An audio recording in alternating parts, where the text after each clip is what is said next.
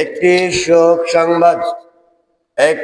শোক সংবাদ মোতাহার নাম্বারের ছেলে মোহাম্মদ হানিফ মাল গতকাল রাতে ইন্তেকাল করিয়াছেন।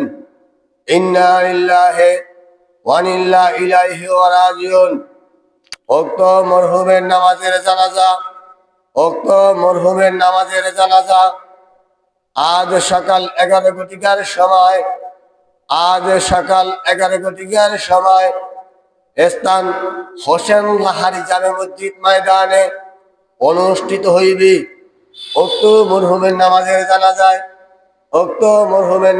জানাজায় সকল ধর্মপ্রাণ মুসলমান ভাইদেরকে মরহুমের জানাজায় উপস্থিত হয়ে মরহুমের রুহের আত্মার মাগফিরাত কামনা করার জন্য বিশেষভাবে অনুরোধ করা গেল।